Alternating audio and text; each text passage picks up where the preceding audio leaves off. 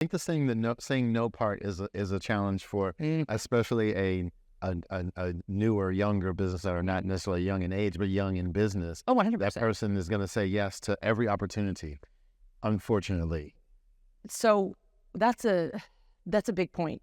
Most new agents, new business owners don't understand that, yes, you do have to put in your time. You do have to put in that effort, and you'd have to, the common word is pay your dues.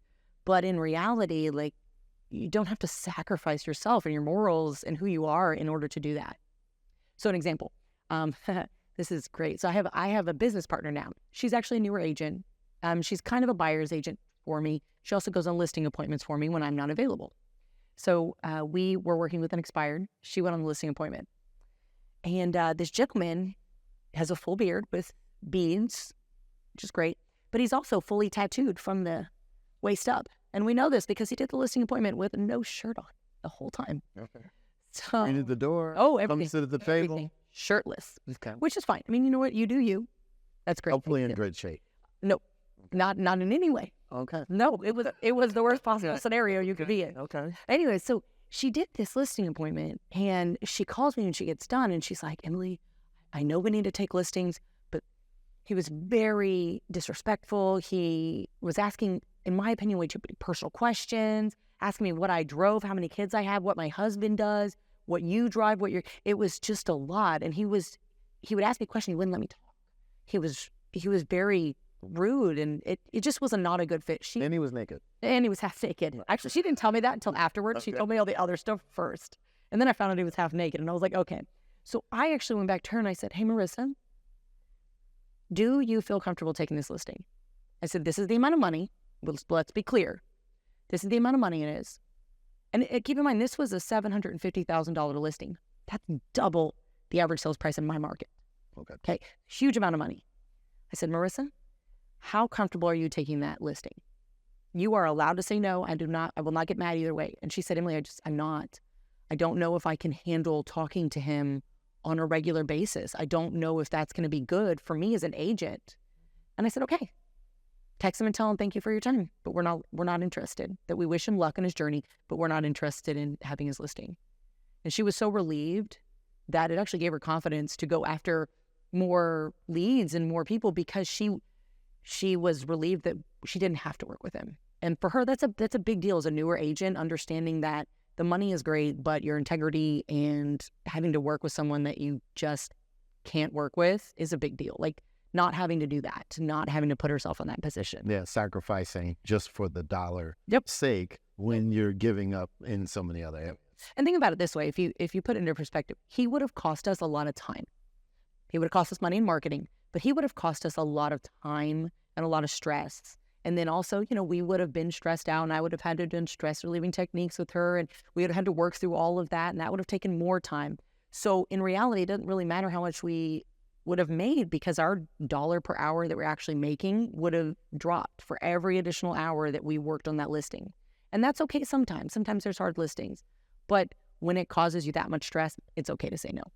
Yeah, that's good. Yeah, no, that's awesome. So, because a lot of people don't, we know we don't do it, and I'm sure, I don't know about you, but I've been in situations where I've taken the work and then realized after the fact, that I shouldn't have taken it. And and all business isn't necessarily good business. So true. Now, how'd you start? How long have you been in real estate? And so I tell us a little bit about you. In real estate, actually 7 years, about the same time I've had a coach. Okay. I was bored at home. I was a stay-at-home mom. Actually, despite the fact that I have mom guilt, I'm actually not a good stay-at-home mom. Okay. I actually am less stressed out with my children when they do go to daycare, just because I can also contribute, because that's a big thing for me. In my marriage, I was stay-at-home mom. I wasn't contributing, so I had all this guilt associated with that. I got to spend time with my kids, but I had the guilt of not contributing. See how it's a double-edged sword a little bit for moms and dads. It's all there. It's a double-edged sword. You feel like you have to have the gym membership, but then you feel guilty that you don't use it, that kind of stuff. What? So I kind of felt guilty. I could sense some resentment growing. So I was like, you know what? I like selling our house. When we sold it in Dallas, I'm gonna do real estate. It's easy. I can set my own schedule. I mean, I feel like that's what I actually said to myself too. I can see that. Schedule. I'll make all this extra money. Absolutely. Realtors have a great life. They do. I get to party all the time. Yeah. So I was like, I'll do this. Well, what happened is I realized I was really good at talking to people and I was really good at communicating. So it just kind of skyrocketed for me really quickly. And I realized I had no idea what I was actually doing. There was a lot of spaghetti being thrown at a wall. Yeah, a good amount of it was sticking, but it wasn't productive. So I got into Tom Ferry coaching as a client. And then from there, my coach helped me build systems and helped me just build systems in a way that were scalable and repeatable so that as I grew, so for example, the year I was pregnant, I had my kid, I did 76 transactions. So, wow. But yeah, by myself, like completely by myself. I didn't have a TC at anything. So I was able to do that. TC, no admin support, nothing. No, just systems on the back end. So I was able to do that because I put those systems into place. There's absolutely no way I could have ran in that many transactions in my head.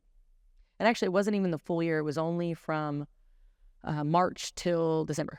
And I had my kid in December. So it was only actually during that time because I had a really slow ramp up for some reason. I had spent too much time into some transactions before that. So I had a little bit of that first quarter was really rough for me. Were you on the phone in the hospital?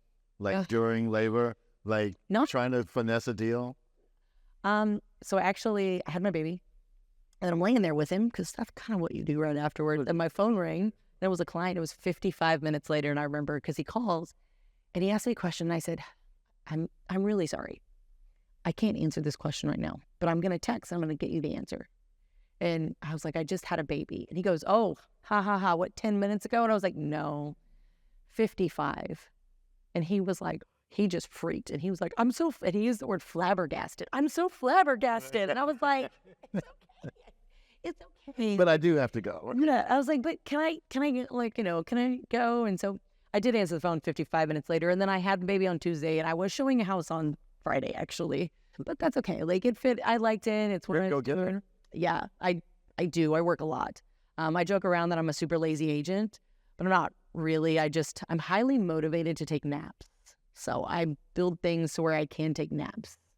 But I do have a lot to do, though, with kids and investments and coaching and real estate and beach life. It's a lot. Yeah, so you probably work more than, 10 hours a week. Probably.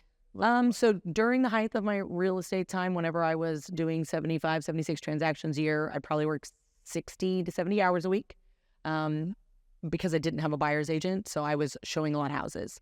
When I added on buyer's agent. So now I set the business at I try to do 30 transactions. It usually always ends up being 45. But I set the business, but now I cut my hours of working time back on real estate because I added a partner in, maybe 15 to 20 hours because I do operator and build the systems. Right. She does the showing. She'll go to listing appointments. Not every single one, but I would say 95% of them. And it works for her. Because and I love her. Her name is Marissa, by the way. It's kind of like Ricky Bobby, where he's doing the interview and he's like, I don't know what to do with my hands. That's Marissa. She doesn't know how to lead generate. Okay. She's learning. Right. But she just has. So partnership. Yeah. I mean, if you guys both did the same thing, you wouldn't need each other. Nope. And she's great. She's like, I don't really want to know. Can you just set all that up and I'll do this part? Perfect. Because I love setting it up. I mean, I coach to it all the time. That's what I like to do. And then she does the other end. She gets to talk to people more. Even though I'm good at it, she really likes it. She's in that part of her career where that's her passion right now. Right. So she's excited. She gets her part, I get my part, and it works great for both of us. Good team. And if it doesn't, we have great communication to where she knows if she has an issue, she just comes to me. She just tells me. Vice versa. Mm-hmm. Same thing. Yeah. If I don't think she's contributing enough, we'll make a change. And it works for us. It's fluid. It's not so set in stone where we can't change it at any time. Mm-hmm. But it also, I have great trust in her, and I know that she's always going to continue to work to get us business at all times. Yeah, and I think the communication, that's one of the number one reasons why, as real estate professionals, and I'll say as any business owner, maybe loses out on future business opportunities from same client because of either lack of communication, poor communication, no communication at all. So that's interesting that you guys have that dynamic. How does that translate into with your coaching clients? So with my coaching clients, I coach them very similar. So and talking about communication, so I work a lot of expireds, and a lot of my coaching clients work expireds. And the general consensus between us is that communication is the number one complaint that people have when their listing expires. Yeah.